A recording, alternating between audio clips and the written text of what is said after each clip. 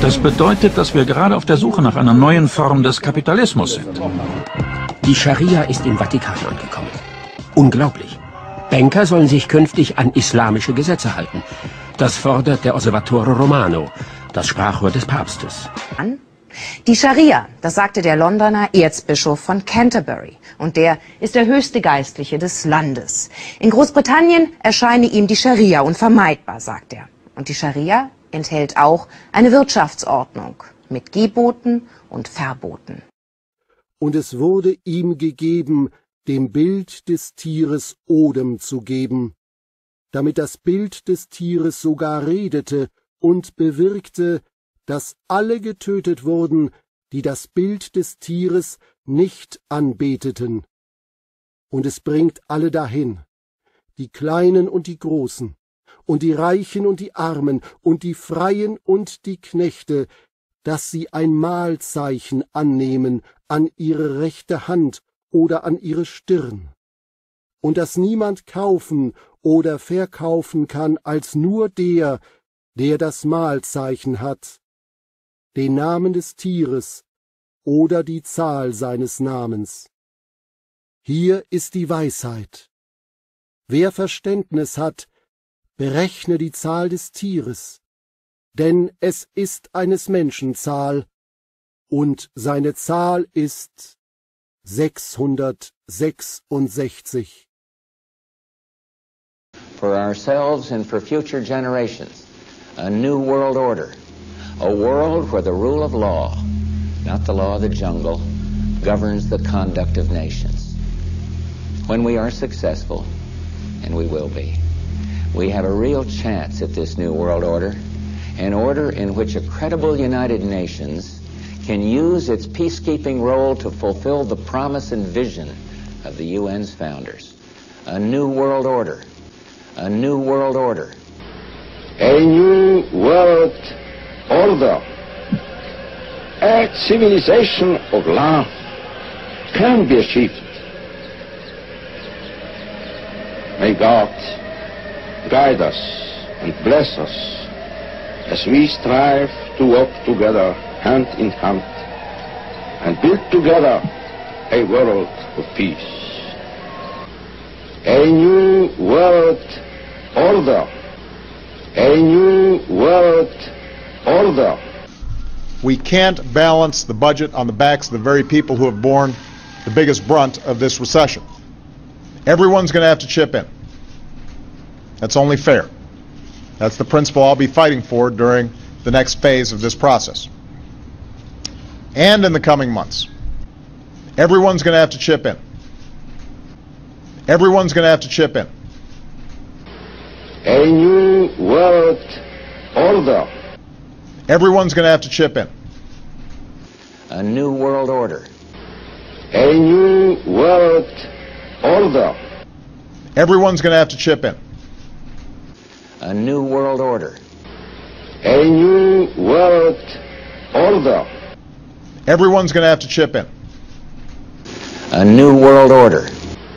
A new world order. Everyone's going to have to chip in. A new world order. A new world order.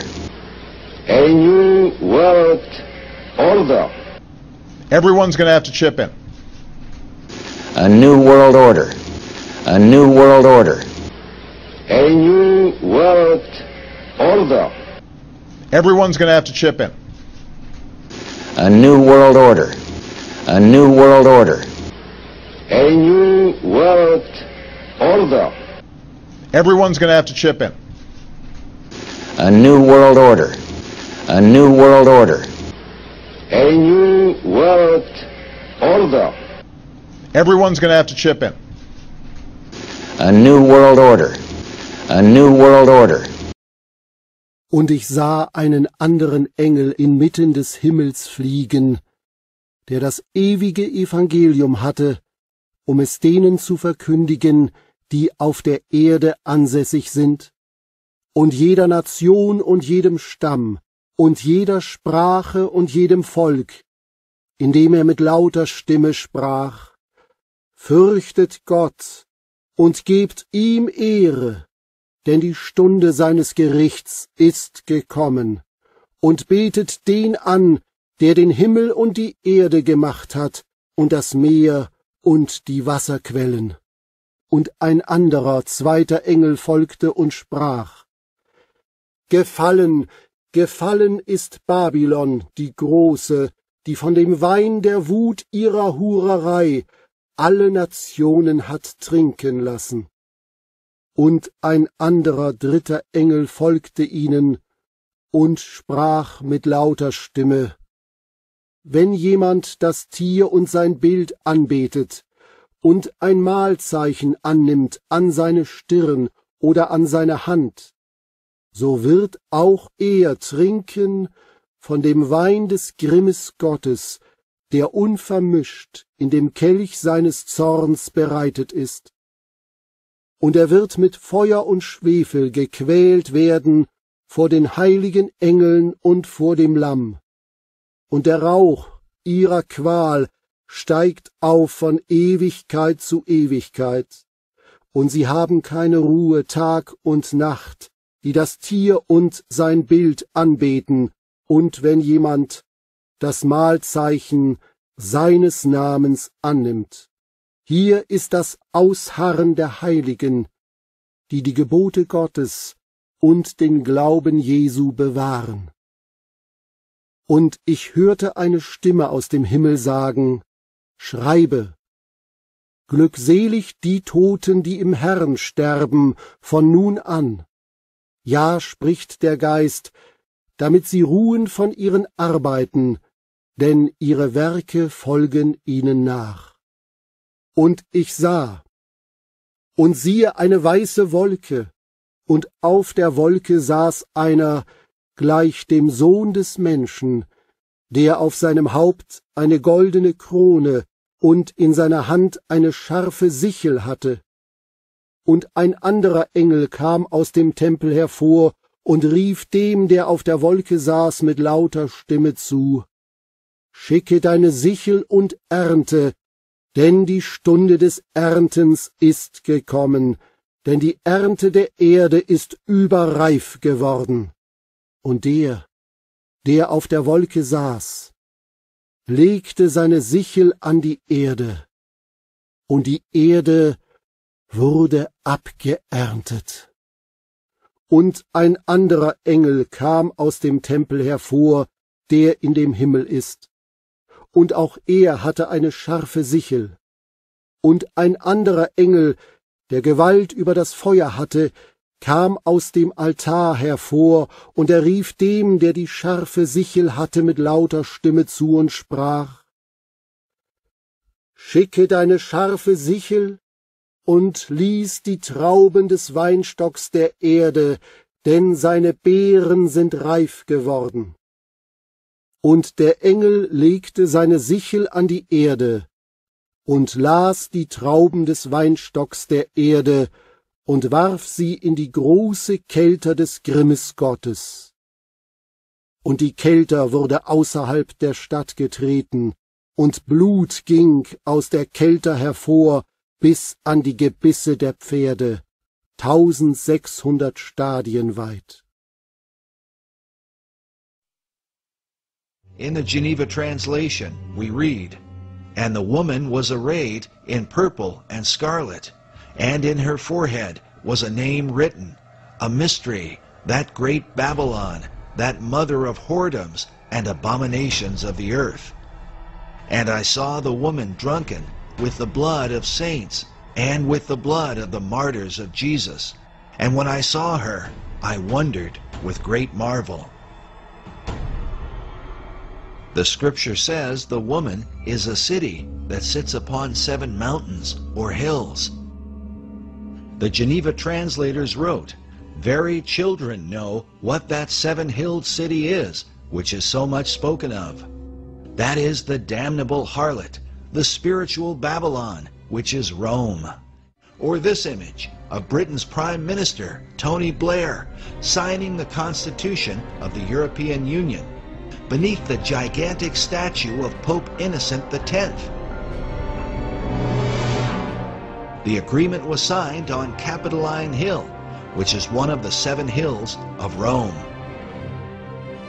Some are even predicting that a new international Bible is being planned, one that will completely omit the book of Revelation.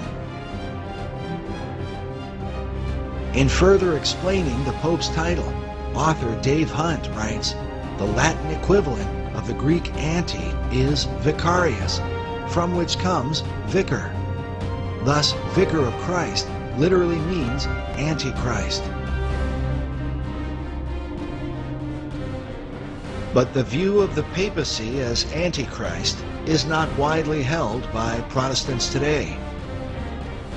Perhaps it has something to do with this official Vatikan portrait of the current Pope. It is called The Truth, the Way, and the Life, portrait of His Holiness, Pope Benedict XVI. But can this really mean that in the modern world there are some who still believe the Pope to be equal to Christ and God? Mr. President, final question. Yes, sir. You said famously, when you looked into Vladimir Putin's eyes, you saw his soul. Yeah. When you look into Benedict XVI's eyes, what do you see? God. Good way to end the interview. Thank you, sir. Thank you, sir. My pleasure. In 1988, when Pope John Paul II delivered a speech at the European Parliament, Paisley opposed him, shouting the words of Archbishop Cranmer, who had been burned at the stake.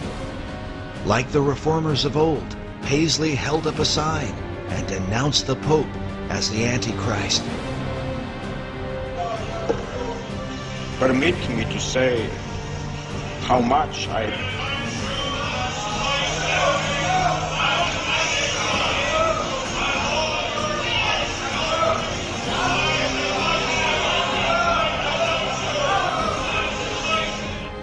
Therefore, my hand shall first be burned.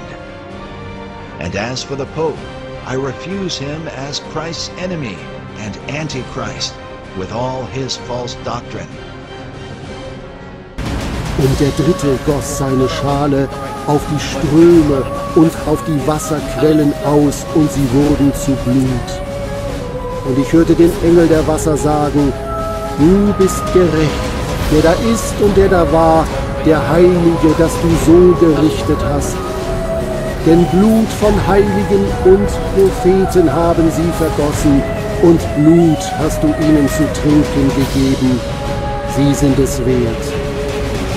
Und ich hörte den Altar sagen, ja, Herr Gott, Allmächtiger, wahrhaftig und gerecht sind deine Gerichte. Und als ich ihn sah, fiel ich zu seinen Füßen nieder wie tot, und er legte seine Rechte auf mich und sprach, fürchte dich nicht, ich bin der Erste und der Letzte und der Lebendige, und ich war tot, und siehe, ich bin lebendig von Ewigkeit zu Ewigkeit und habe die Schlüssel des Todes und des Hades. Siehe, er kommt mit den Wolken, und jedes Auge wird ihn sehen, auch die ihn durchstochen haben, und wehklagen werden seinetwegen alle Stämme des Landes. Ja, Amen. Ich bin das Alpha und das Omega, spricht der Herr Gott, der da ist und der da war und der da kommt, der Allmächtige.